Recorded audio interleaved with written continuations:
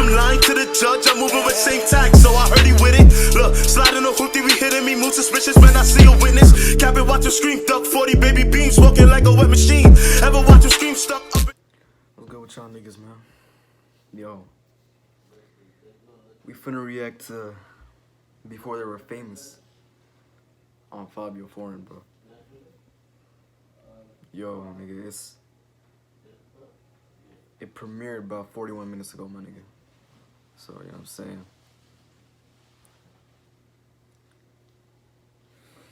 Bro, I'm just trying to get into this, bro. I don't even know much about this nigga, bro. I don't listen to this nigga shit. You know what I'm saying? His voice just sounds, you know what I'm saying? Like, when he says A, it's like, it don't fit. It's like it doesn't fit, bro. Like, he don't got the voice of a rapper like that. You know what I'm saying? For his ad-libs. Yeah, no. Let me take that shit back. His ad-libs are ass. You know what I'm saying? But, you know what I'm saying? Who am I to judge, though? You know what I'm saying? Like, let's get into this video, bro.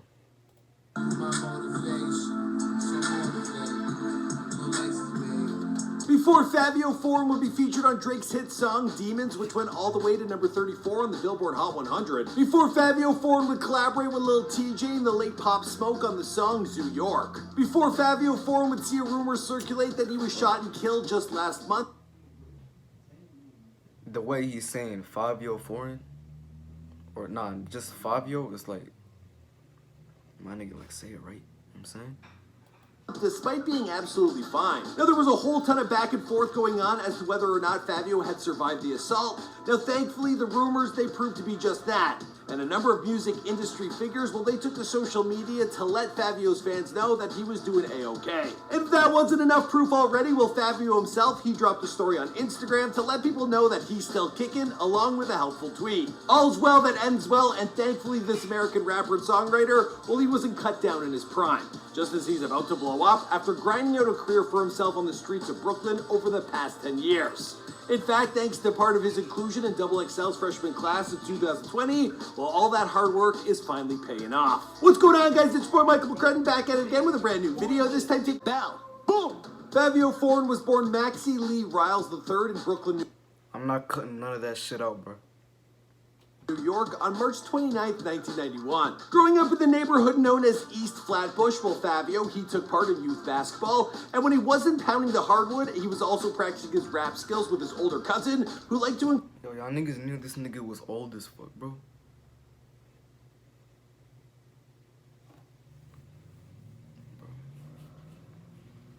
Bro, at first I thought this nigga was like 22. 25 type shit. This nigga old as hell. Encourage Fivio to work on his flow. He also has a brother named Maxie, and with the two of them sharing the same first name, well, even his label reps at Sony, they told me it can get really confusing. Now, by the time he was in his teens, well, Fivio, he was rapping under the name of Light Fivio, and some of his oldest songs from that stage of his life, well, they can still be found on his old YouTube channel with the exact same name. Yeah, we did some digging. Cause I'm only on her when she wet. Afro. This is about to be the shit right here. Show me the shorts on my dick right here. Now, at the time, he was finding some modest success, but he wasn't blowing up just yet. By 2013, he changed his name to Fivio Foreign, and he formed a music collective with some of his friends that he dubbed 800 Foreign Side. We was always rapping, you know, as kids growing up, whatever, boom. Bobby came out and got all the attention to us, to New York. For me, my side, we from the same hood anyway. Oh, wow. Yeah, same hood, all that. According to Fivio, he made the name change based off of an inside joke that involved one of his friends comparing him to Fivio. Now it makes sense. I was calling him Fivio, but no, it's Fivio. I mean, that is the code. Nah, nigga, it's Fivio. Nigga saying Fivio, bro. White ass nigga. Me Fivio. He called me Fivio. Cause the how I used to have a bit, you know what I mean? I used to have doing anything I want. I have all the, but the bit I did have, they went viral from me. But I don't know who Fivio is, so I'm like, oh, you gotta be saying Fivio. You know what I mean? So I just put it in my name. I think I put it on like Facebook or some shit. like Fivio. Around the same time, Bobby Shmurda and the hip-hop collective GS9, they were busy putting their neighborhood on the map by breaking through to mainstream success. Now, Fivio, who grew up in the same building as... Hey, yo, free Bobby Smurda, bro. Free, Roddy Rebel, bro. You know what I'm saying? Freedom Gods, bro. Rowdy Rebel, a member of GS9, will get a front row seat to their success. Inspired by the attention GS9 was receiving, Fivio, he encouraged 800 Foreign Sight to begin releasing songs and videos at a rapid pace, with many of the tracks heavily influenced by the sounds of Chicago drill and party rap futurism. Now, over the next few years, though, life would get in the way for some members of the group, with some winding up in jail and others just ending their careers altogether. Now, speaking on this time in his life, Fivio, he stated, "I felt like at a point, people just gave up. I put in my mind like, nah, this is it." Then before he could really hit it big, tragedy struck for Fivio in 2016 when his mother, she passed away after suffering a stroke. At the time, Fivio, he didn't have a steady place to live, and he was working as a construction worker where he was basically just picking up garbage around the work site.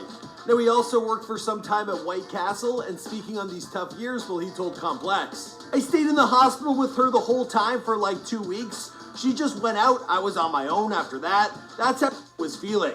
But I still had kids, I still had people that needed me being homeless, me losing my mom that fast, that made me go harder. I gotta get out this."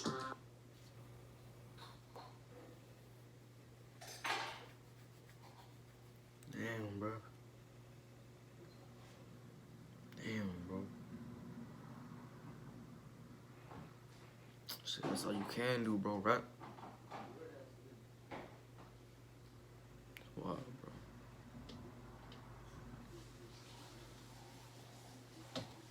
There's no better motivation than that. Fivio's mother, she'd been an inspiration for him as a child, and he learned a great deal watching her work as a teacher with autistic kids in New York City public schools. Then when he was growing up as a kid, she'd always make sure that he wasn't spending too much time on the streets, and by the time he was old enough to start performing at parties, she was reminding him that people are supposed to be paying you for that.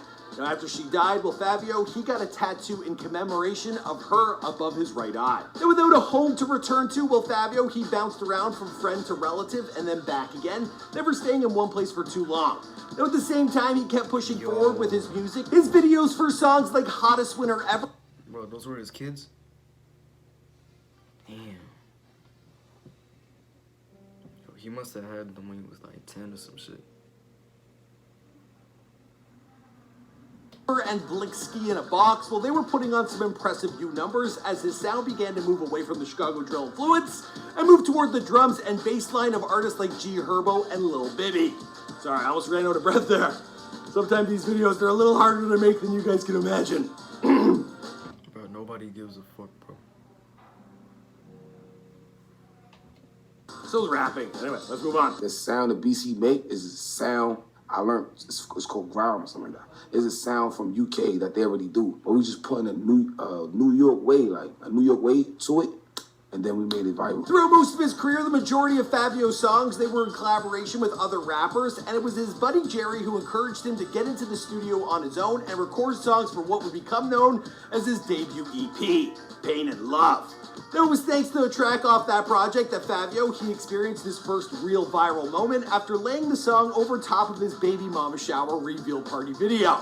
No joke. This is like his first big taste of success. The clip was released a week before the music video dropped, and it was posted on his baby mama's Facebook page where it got over 3 million views. We was in that bitch, violent, twerking, going crazy, viral. They were trying to book me in Chicago for shows off that baby shower shit. He released the album in June of 2019, and then he re-released it on streaming platforms in November of that year after finally being signed to a 7-figure record deal at Columbia. I signed to Columbia. Yeah, like happened like last week. Oh, Facts. man, Facts. No Dream Chasers, Columbia. Straight.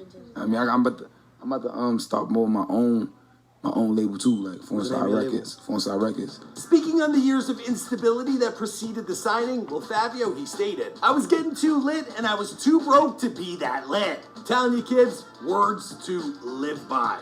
I think we've all been there before. Am I right? Am I right? If you feel me, let me know by hitting that like button right now. Now, thankfully for Fivio, Pain and Love and his single... Hold on. Let me give this nigga a dislike for telling me what to do. Big Drip, they hit exactly the right time, just as Pop Smoke and Welcome to the Party, well, they were kicking down the door for the Brooklyn music scene. The two even worked together on a verse for Meet the Woo 2, Pop Smoke's final project before his untimely passing. Now, Fivio, he was actually working on some verses for a new project between the two when he got word about what happened to Pop. Now, he stated about that moment. Oh, that's that sweetheart shit. This nigga, he took that song, bro. R.I.P. Pop, but that nigga took that song, bro. Pain I felt was crazy. After my mother passed away, I got cold and I didn't really care after that. This one felt different. We was in together. It's way deeper than music. Now, our condolences go out to him and all his friends here before they're famous, because I can only imagine how hard that was. So as difficult as a loss that was for Fivio, well, he should be celebrating his recent inclusion on XXL's freshman class of 2020 as much as he can, because he's about to reach a level of exposure, well, he's been searching for his entire life. As for the rest of the story, well, I think we're going to wrap this video up here because this is before they were famous.